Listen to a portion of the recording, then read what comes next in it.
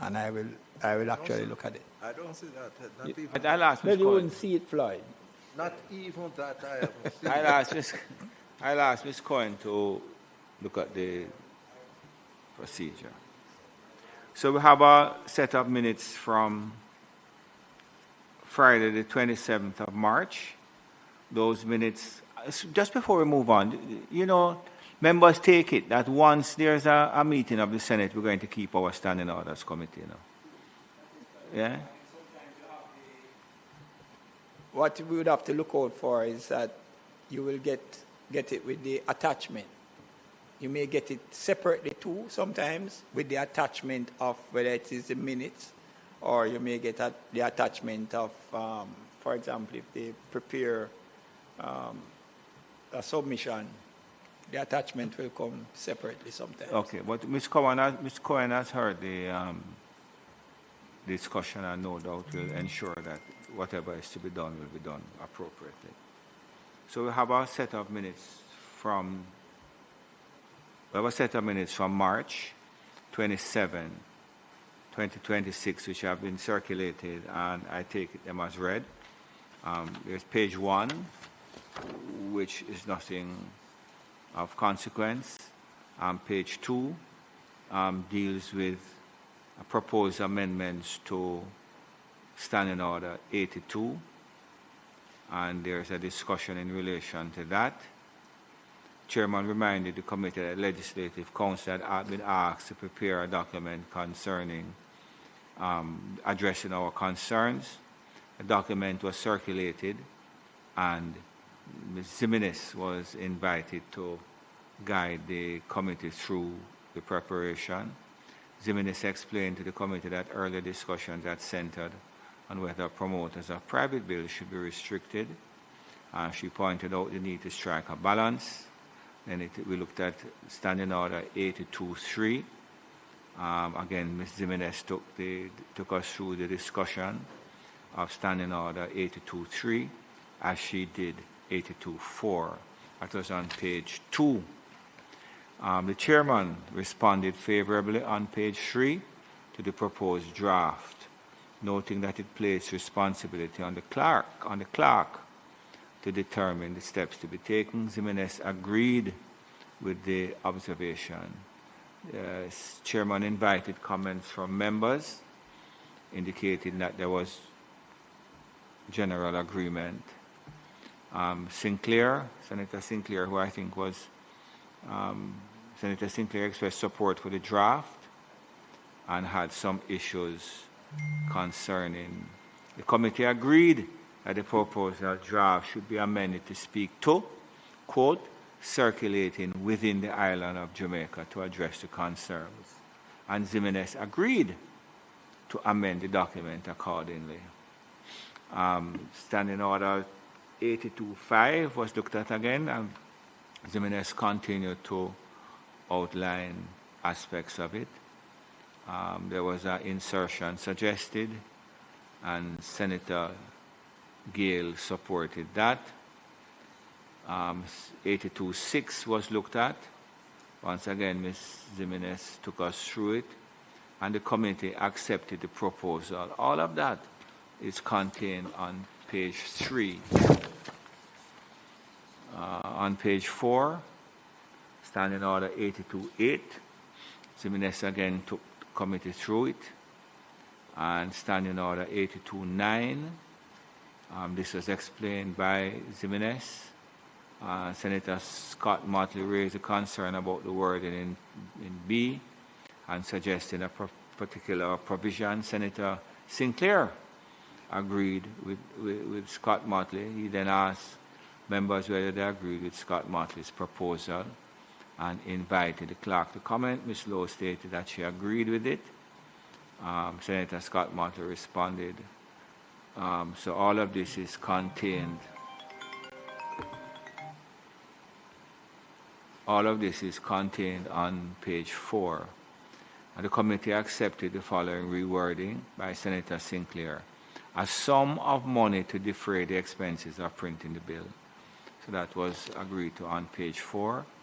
On page 5, Jimenez described subsection 10 and Senator Sinclair, then, who had taken the chair a bit earlier, moved for the suspension of the committee. So those are the minutes of the last meeting. I have a motion from Senator Tavares Finson, supported or seconded by Senator Bernard. In favor? Okay. Just before we move to matters arising, I just want to thank, you would have heard the extent to which Ms. Jimenez had assisted us on the last occasion, so we just place on record our gratitude to you. Yes, and we continue today at section Jimenez.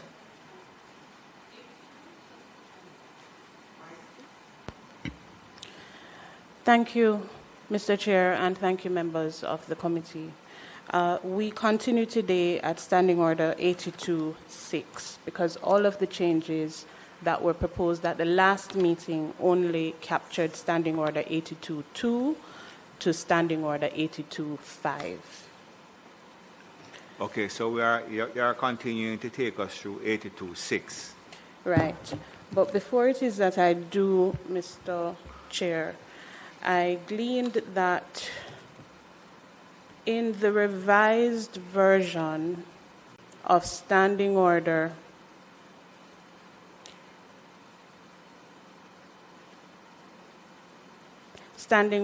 the revised version of Standing Order 82.5, which now provides that they must specify the manner and the period within which a person whose rights or interest may be affected may lodge a petition or objection to the bill. I'd like to ask of the members of the committee whether our standing orders should specify a period within which objections are to be made and how they are to be made. This is the revised version of Standing Order 82.5. So this, you could, if it is that you're not seeing the document, the memo that was submitted last week, or the last time we were here,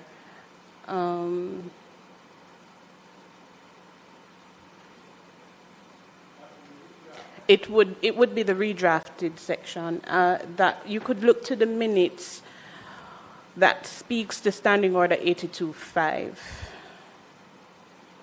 and that would, no, not that document. Do you have a copy?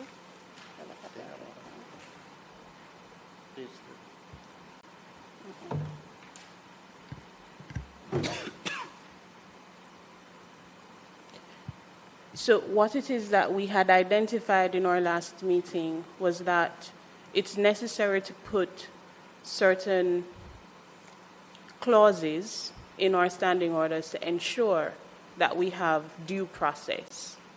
However, in anticipation of today's meeting, I gleaned from the revised standing orders and that which we have currently that there are no clauses concerning objection, specifically dealing with the timeline for objection and how objections are to be made.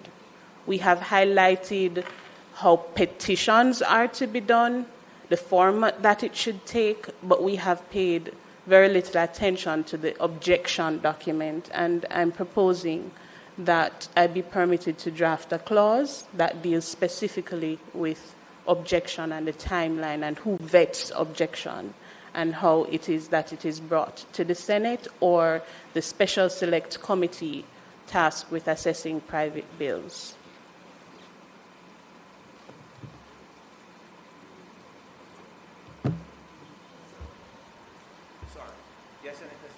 Were you proposing to look at doing that in the separate from 82.5? You're going to do an entire new provision? I was contemplating that because 82.5 as it now reads provides for the notice. So I was thinking that perhaps a new 82.6 would cure that gap. where it provides now what is to be expected in the objection document, given the reference in 825B. That objection, based on 825B, that objection should come in as soon as notice is given of the petition document. It's just that we have not put a timeline within which, so is it within 14 days, within 21 days of the notice being published, that all objections are to be made, and how these objections are to be made, who these objections are to be lodged with, how is it that these objections are assessed, and once it is that they are assessed, who does it go to for it to come to the attention of the members of the Senate or the Special Select Committee? Mr. Chairman, my question to Ms. Jimenez. My question to Ms. Jimenez as to whether it was going to be a separate standing order, or it was going to just be a continuation of 825 as you had redrafted it. So you'd have 825 A, B, and then C. Perhaps put it as a C? Let me say why. You're referring to the notice that is to be put out to the public, right, to say that you can state your object. The notice will state the objects and reasons of the bill, right, and specify the manner and the period within which any person whose rights or interests may be affected. But let me ask you, is it that you're going to reword B?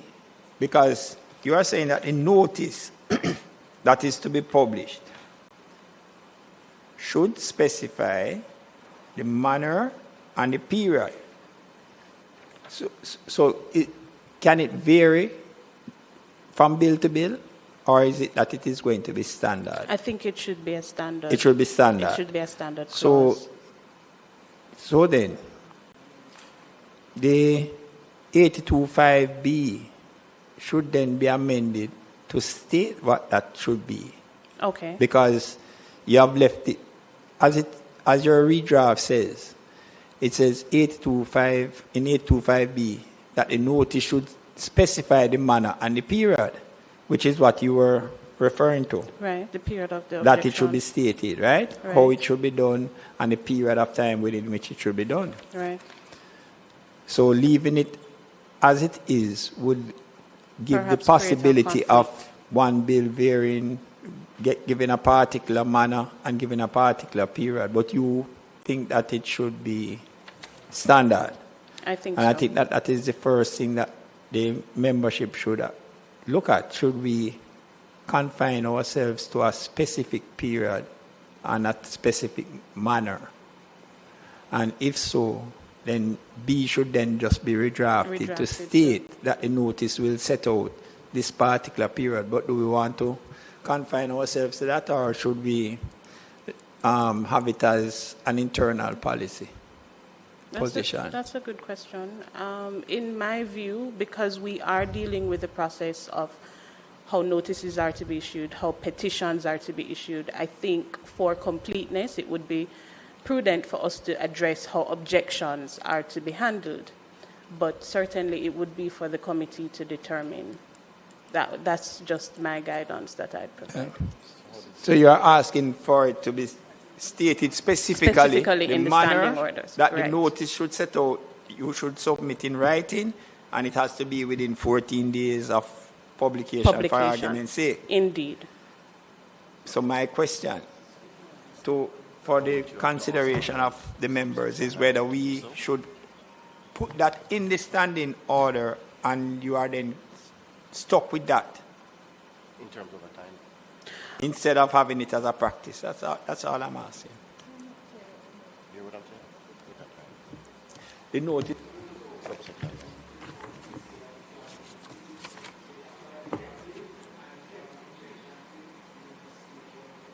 No, but this would. Right, so, but we have to also, if it is a time period, on this previous lodge, I don't know, if you just, I guess you don't have to do it if you are in a time period somewhere else. Chairman, I apologize. I'm coming in a little late on this, but I'm not understanding the protocol for the private bill. I understand the practice now to be when a private bill is introduced, it's usually referred immediately to committee. And the committee deliberates, the committee provides a report, and it comes back to the Senate, and we debate and pass or not. I'm a little concerned about the standing orders being the mechanism by which we are going to be managing objections to a bill in the public domain when the protocols already exist for that committee to do its work, for persons who are interested in that bill to attend and to make submissions to that committee, and that committee to then hear those submissions and do its work and make its report to the Senate. This additional, I'm calling it an additional process of petition and objection in response that is to happen outside and be submitted here. Where would that be submitted? To the Senate? I mean, would it be to the President of the Senate? Because until that bill is introduced, that special select committee doesn't exist. So I'm uncomfortable with that objection process out there. I think that is a matter for the committee when the Senate refers the bill to the committee, and that work is done in the committee and reported to the full Senate. Right. So even the suggestion that was made, or that I made earlier with regard to the objection, it can be inserted at the committee stage, but we need to know when it is that we're hearing these objections.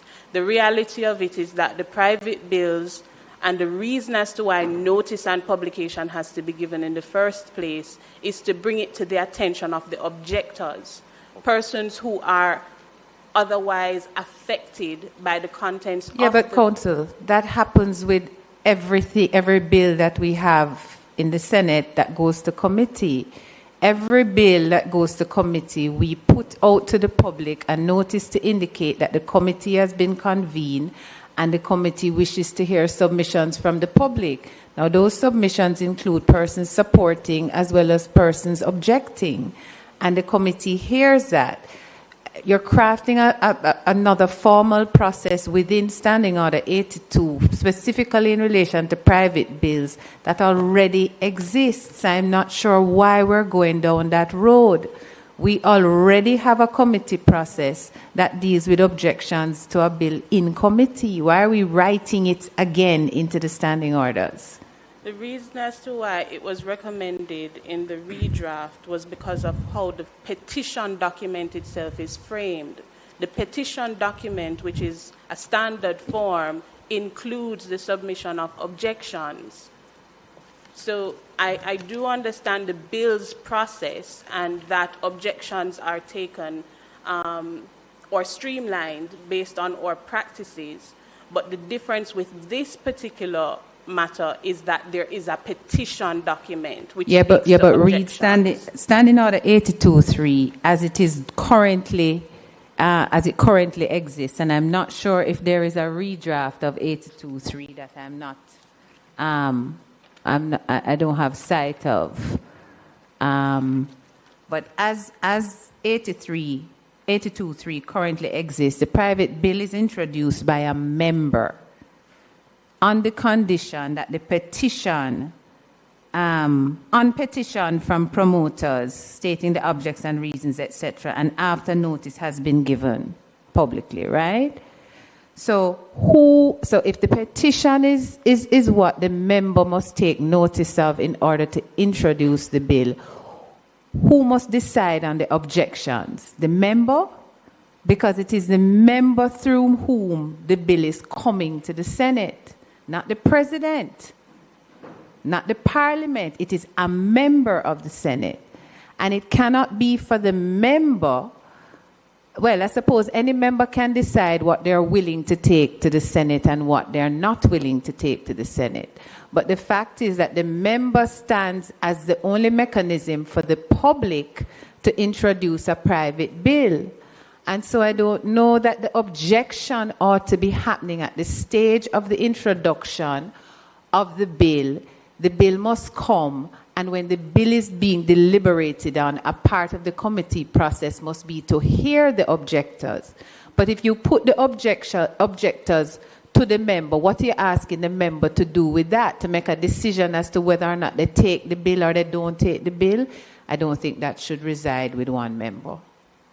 If a petition is given and a member to a member to take the bill, and the member takes the bill, then whether or not the bill is a bill we will vote for or not vote for, that must happen in committee, not at the member stage. So the stage of the process really where the contention is Standing Order 82.4, where the petition shall first be presented by being lodged with the clerk. And based on the redraft that was provided, the clerk now has a duty to ensure that sufficient notice of the private bill was actually given. Now, with that said, it would be an inclusion then. It may be at this stage or it may be at the stage for the committee, where it is that the clerk must also assess the objection because it is a part of the document for the petition. What is this document for petition? And is So that there document is for the petition a standard form in the standing orders? It's not in the standing orders, but it is a standard form being referred to in the standing orders. So this reference of petition, all the reference to petition in 82 is actually a standard form document. How do you decide that it's standard form? Where is the document? Well, I have seen it on all the private bills files, but I can provide a copy of same to the committee. But that standard form could easily be changed by the clerk tomorrow. In other words, it's not contained in here. The form of that document is not contained in the regulations here. Save that the standing orders only provide that it should have a prayer, you're correct. It should have a what? A prayer. Right. Right. So then it's not as standard as standard form really is in terms of being appended as a schedule to the regulations then. But it could be, if it is that the committee. It could be, but the point I'm making, Cole, says it is not no. That is true. So whether or not that form in its current existence says objectors on it is really of no moment to me. Okay. It is not, it can be changed, an administrative document at the moment. So, and I'm saying that does not guide me to enshrine anything about objectors at this stage of a bill being presented to the Senate. And I am saying to my colleagues, again, I'm going to repeat myself, that we already have a process in committee. What maybe I would be comforted by, but actually it says it, because when the bill comes in and it is read a first time, it's read a second time, it must then be referred to special select committee. So it is a mandatory process that it be referred to committee. And the committee established work is to hear submissions. It is required to notify, well, let me not say that, because actually I don't think that is true. I'm not sure if the committee is required to notify the public. Deputy Clerk? Yes, member. I think having listened to the discussion, and I understand the point in terms of the Parliament already having mechanisms to hear objections by way of committee, what is being proposed would not deviate from that because the matters would still be heard in committee. I've been looking through the Mays, the 22nd edition, on what the learning is as it relates to petitions against private bills, and it really seems that it's just a historical thing in that these are ways for the public to, the private bill having been publicized, a way for the public to indicate that they have an objection, whether to the entire thing, to a particular clause, to an amendment, whatever it is. And those things, those objections are actually lodged with a private bills office, which we don't have here in Jamaica. But it would be lodged there, and it would be considered thereafter in committee. And if I may just read slightly, petitions against any other private bill, with a few exceptions, must be presented not later than the 10th day after the first reading of the bill. The exceptions are petitions against a personal bill and petitions complaining of amendments proposed in the filled-up bill, of any proposed additional provision, or of any matter which has arisen during the progress of the bill before the committee. So it really incorporates the committee process as well, but I think it's really just a historical feature of, I guess, Westminster parliaments, in which we have petitions by just lay members of the public. What does May say about the committees? When the committees convene, what's the duty of the committee on a bill? Well, it's as normal. It's to consider the petitions in this discussion, which would have been raised before it, and whether they're going to agree or not. It's a similar process as would obtain now in committee. So it's not really much different. It's just I guess the nomenclature of how we're describing things, but it's. I feel like we're looking for a problem to fix. That's what I feel like we're doing. We have a process that deals with exactly what the private bill requires, both petition and objection. And I don't understand why we're adding what don't need to be added. Well, I'm not sure exactly what is, well, I think what's the only thing that would be added is the time periods, if that is necessary. No, there's a proposal, and I'm understanding there to be a proposal to add something in relation to objectors and time for objections to be made. Yeah, but remember, if you look through, even at Standing Order 9 and 10, it speaks, subsection in 82, 9, and 10, it speaks to the opposition. So no person other than a member of the Senate shall be heard, this is subsection 9, shall be heard in opposition of any private bill unless he has previously lodged a petition with the clerk, showing the nature of his objections to the bill and stating whether his objections extend to the whole or some part of the preamble, if any, or to the clauses of the said bill, and praying that he may be heard by himself or his counsel against the bill. So, and it goes on again at subsection 10. So there's already provision in the standing orders to treat with objections by way of petition. So I think what is being proposed is to just add greater clarity into how it is actually going to be done, as opposed to introducing something new. I have to consider Right, this a Chair. little more. Thank you, Deputy Clerk. All right, I've listened to the conversations, listened to the recommendations. In my opinion, the provision as redrafted is quite fine. The only thing in regards to the new paragraph 5B that needs to be amended is where it says specify the manner and the period. The period concept can be amended, but in regards to the inclusion of a new, let's say, paragraph or a new C in regards to outlining the procedure for the objection, I don't think it is necessary, because that's internal administrative procedure. It is not required. Council, is there a list of the amendments that maybe I don't have? I feel like I'm at a disadvantage. Huh? You think what, Senator Sinclair? It's what?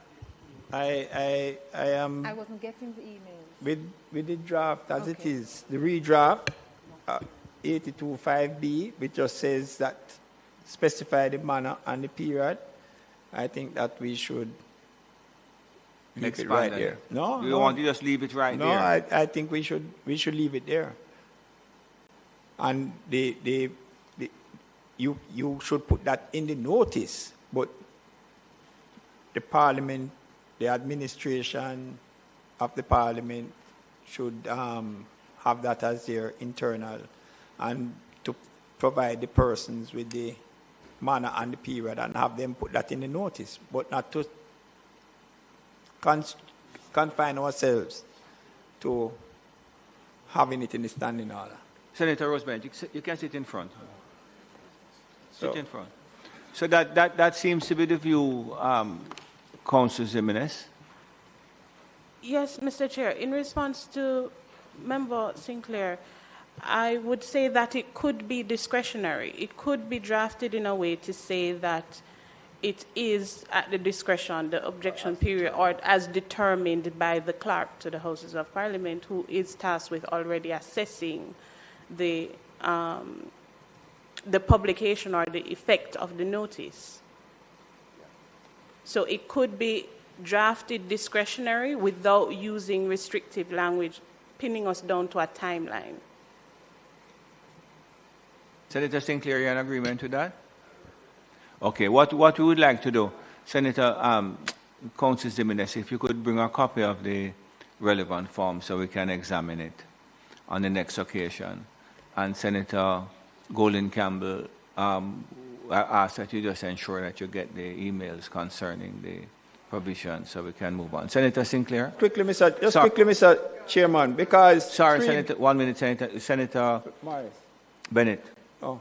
Cooper, thanks for coming this morning. We appreciate your presence. Go ahead. Sorry, so in 3B, it says receipt of proof to the satisfaction of the clerk. So the clerk already is the person who would have control of that situation. Yeah. So I don't think we would need to do anything else to 82.5B as you have proposed a redraft. I understand what the council is trying to do, because of the involvement of the necessary involvement of the public in relation to this matter, in view of the fact that there is a specific requirement for public notice, and it says within the island of Jamaica, so it's actually inviting some amount of public attention to it. And I don't think that there will be anything untoward in specifying how objections are to be made and how objections are to be taken. But if it is the view of the committee that we are already in a position where that is quite clear. And the difference, of course, Senator Golden Campbell made reference to the fact that the process of bills does allow for objection because the bills are laid on the table, they are dealt with over a period of time, etc. And there is a provision, but there is no equivalent reach out to the public in relation to notice and so on in the various newspapers. But if it is the position of the committee that we don't need to quote, break something to fix it, we would perhaps leave it. But you could carry a copy of the form on the next occasion so that we can see it. All right? Meeting of the Standing Orders Committee of the Senate is adjourned for a date to be fixed. Thanks everybody for coming. And thank you. I know you had some difficulties this morning, Senator Bennett Cooper. We're happy to see you. Thank you.